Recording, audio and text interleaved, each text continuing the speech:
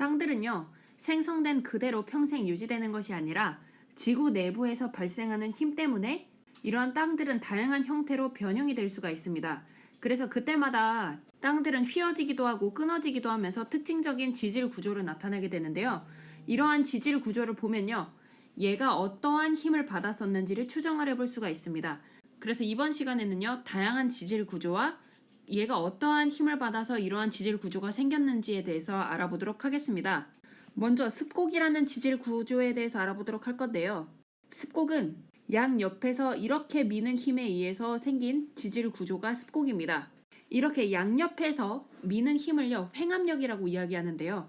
땅이 이런 횡압력을 받게 되면 이런 식으로 물결 무늬로 구겨지게 됩니다.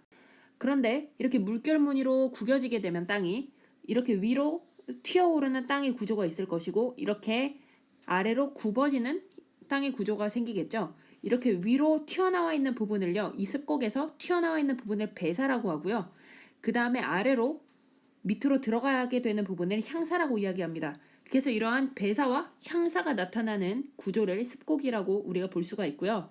지금 오른쪽 그림은요, 실제로 습곡을 굉장히 잘 나타내고 있는 실제 그림인데, 지금 이렇게 물결 무늬의 땅으로 땅이 구겨져 있는 것을 확인해 볼 수가 있죠. 그러면 여기 제일 튀어나와 있는 부분이 배사겠고, 그 다음에 아래쪽으로 들어가 있는 부분이 향사가 될 것입니다. 그런데 왼쪽 아래의 그림을 보면요, 여기가 지금 튀어나왔고 여기가 아래로 들어갔으니까 마치 여기가 배사고, 그 다음에 여기 들어가 있는 구간이 향사처럼 생각이 들 수가 있잖아요. 하지만 향사와 배사를 따질 때는요, 그 지금 쌓여있는 지형을 파악하는 것이 아니라 지층이 어떻게 구겨져 있는지를 파악을 하셔야 됩니다. 그 아래 쌓여있는 지층의 구조를 파악을 해보면요, 아래쪽으로 굽어져 있는 형태가 있고 지층이 위로 지층이 굽어져 있는 형태가 존재하죠. 그래서 이쪽 부분이 향사고 이쪽 부분이 배사라는 것을 추정을 할 수 있어야 됩니다. 두 번째로 알아볼 지질 구조는요, 단층인데요. 아까 습곡은 땅이 끊어지거나 하지는 않고 S자 형태로 굽어진 거를 습곡이라고 했잖아요. 그런데 단층은요, 어떠한 힘에 의해서 땅이 반으로 쭉 갈려서 양쪽의 땅덩어리가 그 갈라진 틈을 경계로 해서 이동한 거를 단층이라고 이야기합니다. 이러한 단층의 종류에는 세 가지가 있어요. 첫 번째는 정단층, 두 번째는 역단층, 세 번째는 주양이동 단층이 있습니다. 이렇게 땅이 비스듬하게 잘렸다고 생각을 해보면요, 상대적으로 좀 더 위에 땅이 많은 상반이라는 구조가 생기게 되고요. 그 다음에 아래쪽에 땅들이 더 많이 깔리게 되는 하반이라는 구조가 생기게 됩니다. 그런데 정단층은 이러한 상반이 아래쪽으로 내려가고요. 그 다음에 하반이 위쪽으로 올라가게 된 거를 정단층이라고 이야기합니다. 이렇게 상반이 아래로 내려가고 하반이 위로 올라가게 되려면요, 이 땅이 양쪽으로 이렇게 잡아당겨지는 힘이 있어야지 상반은 아래쪽으로 떨어지겠고 하반은 위쪽으로 상대적으로 올라가게 되겠죠. 그래서 이러한 정단층이 존재한다는 것은요, 양쪽으로 잡아당기는 힘, 즉 장력이 존재했다는 것을 확인해 볼 수가 있는 겁니다. 반대로 역단층은요, 상반이 위로 올라가게 되고 그 다음에 하반이 아래쪽으로 내려가게 되는 단층을 역단층이라고 이야기합니다. 이러한 역단층은 어떻게 생기냐면요, 이 상반과 하반을 단층을 양쪽에서 얘네 쪽으로 밀었다고 생각을 해보면 얘네가 상반이 밀려서 위로 올라가게 되겠죠. 그 다음에 하반은 이 방향에 따라서 아래쪽으로 밀려 내려가게 될 것입니다. 그러면 이런 역단층 구조가 생길 수 있겠죠. 그래서 이러한 지질 구조에서 역단층이 나타났다는 것은 이 단층이 과거에 횡압력을 받았다는 것을 우리가 생각해 볼 수가 있게 되는 겁니다.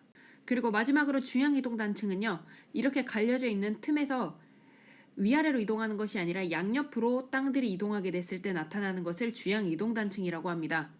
그래서 왼쪽 아래의 단층을 보면 이 단층은 정단층일까요? 아니면 역단층일까요?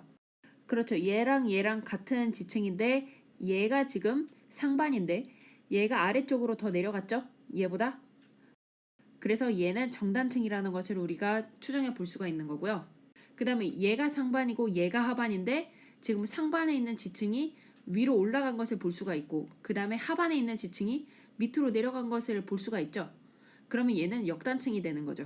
이렇게 지층의 구조를 보고 얘가 어떤 단층인지 알고 그럼 이러한 단층에서 얘가 어떠한 힘을 받았는지를 추정할 수 있어야 합니다.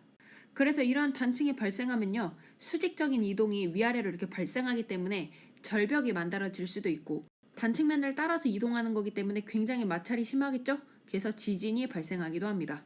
세 번째로 알아볼 지질 구조는요, 전리인데요. 전리라고 하는 것은요, 암석 내에 존재하는 틈이나 균열을 의미하는 거고요. 아까처럼 단층처럼 갈라진 면을 경계로 이동이 있는 것이 아니라 이동이 없이 그냥 갈라지기만 한 거를 전리라고 생각하시면 됩니다. 그래서 예전에 선생님이 전리에 대해서 간단하게 설명한 적이 있는데 좀 더 자세하게 알아보면요. 왼쪽 아래에 있는 것이 주상전리입니다. 주상전리는요, 지표에서 용암이 급격하게 냉각 수축하게 되면 형성되는 구조입니다. 그래서 제주도에서는요, 이러한 육각기둥 형태를요, 굉장히 잘 볼 수가 있는데요. 이러한 육각기둥 형태는 어떻게 생기냐면 얘네가 용암이 굳어서 생긴 구조인데 용암이 급격하게 수축을 하게 되면 한 점을 중심으로 해서 양쪽에서 이렇게 그 점을 중심으로 수축을 하게 됩니다. 그렇게 되면은 양쪽에서 이렇게 잡아당겨지게 되는 거니까 균열이 발생하게 되겠죠. 근데 이러한 균열이 발생할 때 육각형의 구조가 매우 안정한 형태이기 때문에 육각형 구조로 이렇게 잡아당겨지면서 육각기둥 모양의 전리가 형성되게 되는 것입니다. 그래서 이러한 육각기둥 모양의 전리가 발생하게 되면요. 아, 예전에 여기서 용암이 급격하게 식어서 수축했구나라는 것을 우리가 좀 추정해 볼 수가 있는 거고요. 꼭 육각형 형태로만 굳는 것이 아니라 다른 모양으로도 굳을 수 있습니다. 아까 주상전리는 기둥 주자를 써서 기둥 모양으로 잘라지는 것을 주상전리라고 한다면 판상전리는요, 판 모양으로 잘리는 것을 판상전리라고 이야기합니다. 그래서 판상전리는 어떨 때 생기냐면요, 심성암 위에 놓여있던 암석들이 풍화와 침식 등으로 이렇게 제거가 되게 되면 암석에 가해지던 외부 압력의 감소로 인해서 압력면의 수평 방향으로 틈이 생성이 되게 됩니다. 그림으로 다시 한번 생각을 해보면요, 이렇게 심성암이 이렇게 형성이 됐을 때 위에 많은 것들이 누르고 있었기 때문에 아래에 이렇게 땅들이 존재하고 있다가요, 심성암 위를 누르고 있던 암석들이 침식 등으로 사라지게 되면요, 밑에 있던 심성암이 위로 이렇게 팽창해서 올라오게 되겠죠. 근데 위에 있던 애들이 사라진 거니까요, 그만큼 힘이 위로 많이 작용하게 되면서 위로 팽창하게 되면서 갈라지는 틈들이 생기게 됩니다. 그래서 위로 팽창하게 되면 이렇게 줄무늬 형태로 균열이 많이 생기게 되는데요. 이렇게 압력면의 수평 방향으로 틈이 형성되는 것을 판상전리라고 하고요. 왼쪽의 그림을 보시면 이렇게 수평 방향으로 틈이 생긴 것을 우리가 쉽게 볼 수가 있습니다. 세 번째로 알아볼 지질 구조는 관입인데요. 관입은요, 마그마가 주위 암석을 뚫고 들어가서 생성된 암석을 관입이라고 합니다. 그래서 예를 보면 지금 마그마가 아래에 있다가 위로 이렇게 뚫고 올라가면서 주변의 암석을 뚫고 생성돼서 그대로 굳게 되면 오른쪽처럼 굳어지게 되는 것을 볼 수가 있는데요. 그래서 마그마가 기존의 암석을 관입해서 식게 되면 관입암이 이렇게 생기게 됩니다. 이런 것을 관입암이라고 합니다. 그래서 오른쪽과 같은 구조를요, 우리가 눈으로 보게 됐다면 밑에 마그마원이 존재해서 마그마가 위로 올라왔기 때문에 얘보다는 얘가 나중에 생성된 암석이라는 걸 우리가 생각을 해볼 수가 있는 거죠.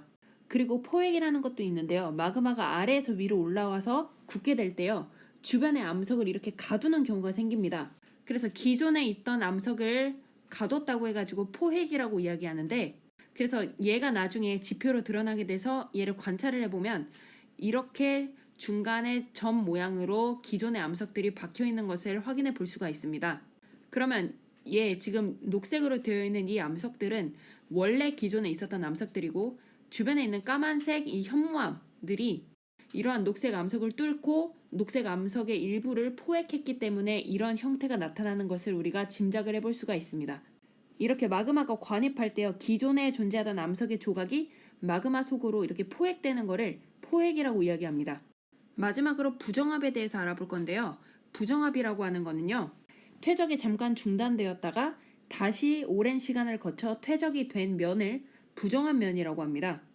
이러한 부정한 면은 어떻게 생기게 되냐면 이 땅이 원래 물속에 이렇게 존재하고 있을 때는요, 천천히 지층이 이렇게 쌓이게 되겠죠. 그런데 이러한 땅 자체가 위로 상승하게 되었다고 생각을 해봅시다.